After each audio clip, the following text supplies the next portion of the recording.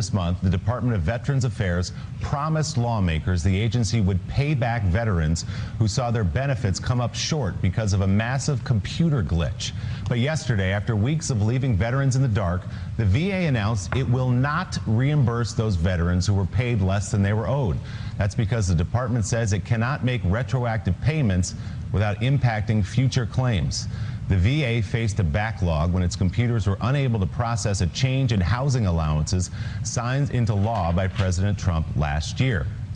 As a result, some veterans were forced into desperate financial situations by receiving underfunded benefits, which again, the VA says will not be addressed.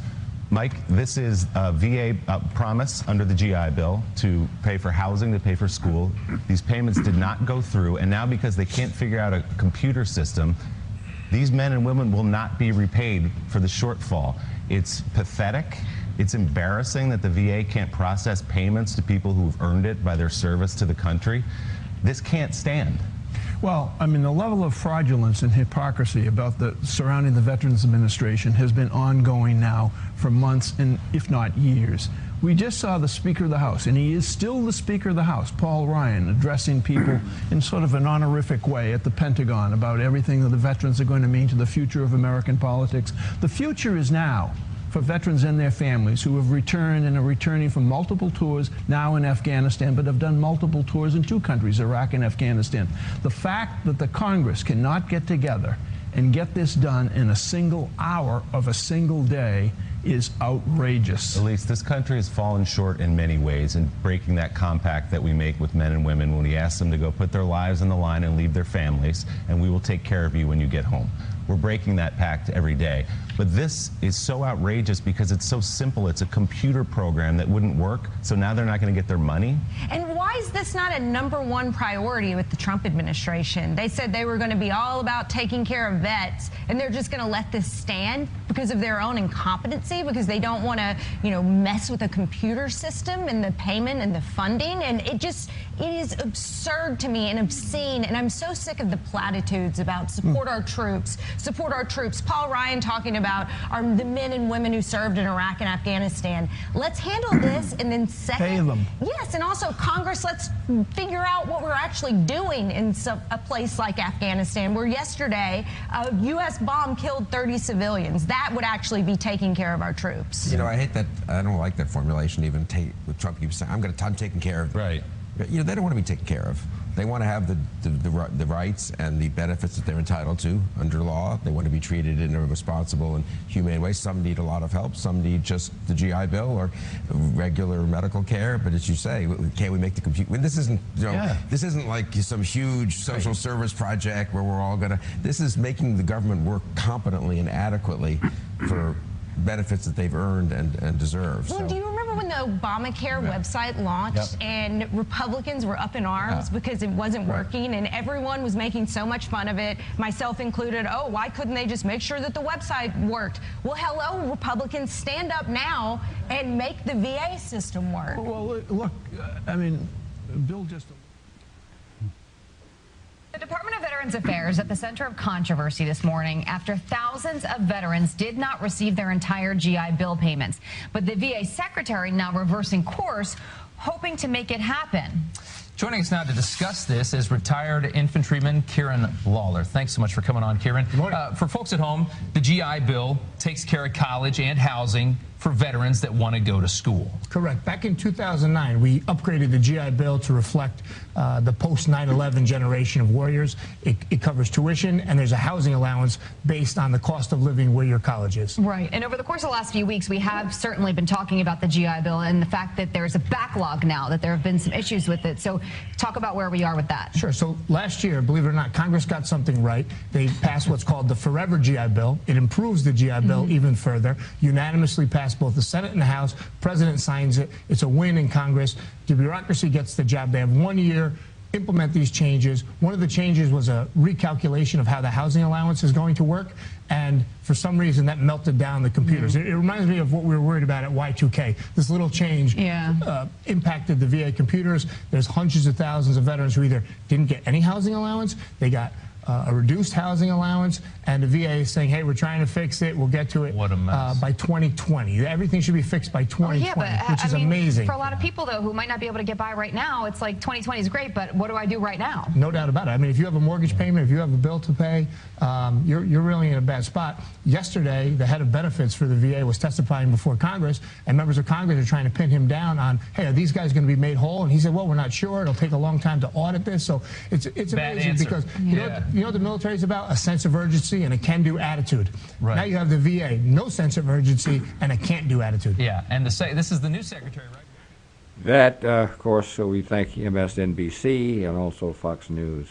And before someone wants to comment, we did have a moment of silence for the passing of our 41st president, George H.W. Bush. But I think since this show is what it's about, we need to mention this. Many of you probably know it. He did not follow the wishes of his family, his parents. He joined the Army when he was 18 years old, joined the service rather, and became a pilot. Navy. The Navy. Navy. Yeah, right, Navy. A Navy pilot. 58 missions. He was shot down in the Pacific. It just couldn't ask any better of what this man did. And when you think about him and the many things he did, when he was the president, he crossed the aisle. He did a lot of things with the Democrats and so forth, and he had Democratic friends. But I only bring that up because not only does he deserve, all of the praise that the military can give him, and all of us, I mean, Commander-in-Chief and so forth. But then to compare that, I'm not going to talk about it, but what we have now, as a commander. And he didn't go into Iraq. Right. I mean, he could have invaded Iraq, and he said, no, that's a powder keg. Let me leave that alone. But his son obviously felt differently, and Cheney. Against the wishes of his party in 1964, exactly. He signed the He Civil probably Rights would. Act. He would have won the election. He would have won re-election had he invaded Iraq. So he was a man of the only great thing integrity. We know what that is. The only thing I have a problem with is the Supreme Court. You got it. You said that.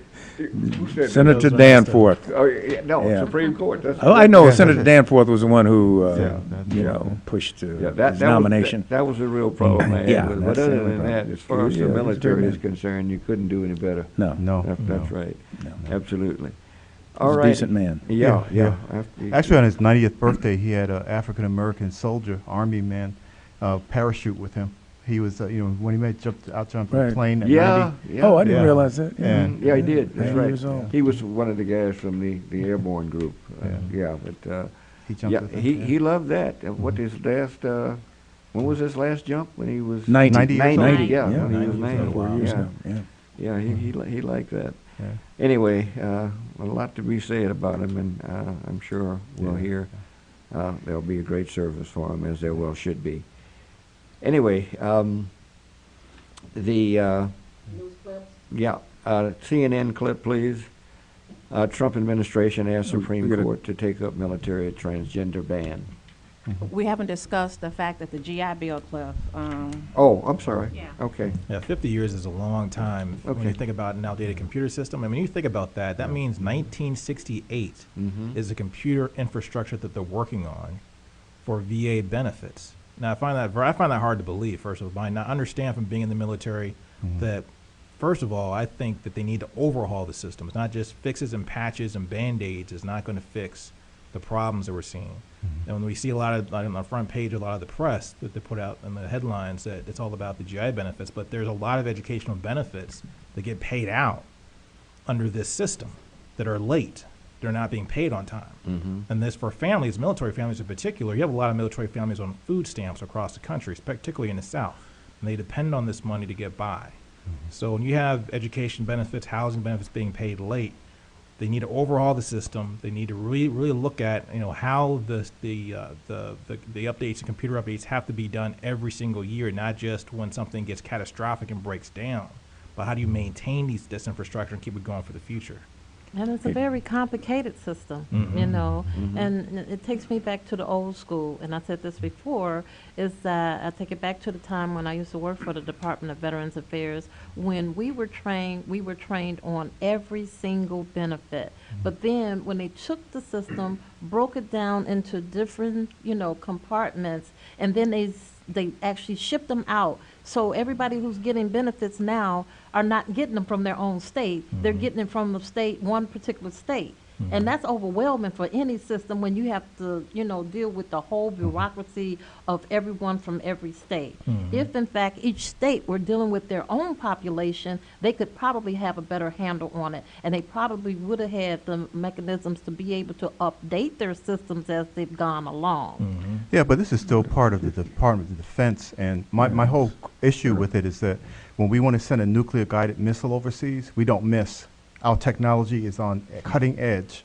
When we want to send a battleship over, have a submarine follow it, we're on cutting edge. So all of this technology, all of these things that came out of the military that were part of what this country is benefiting from veterans having served, now cannot serve them. Right. I mean, the thing about it, this is a travesty. The military created the internet. You know, the military actually invented the internet that we know today. Correct. Wasn't Al Gore?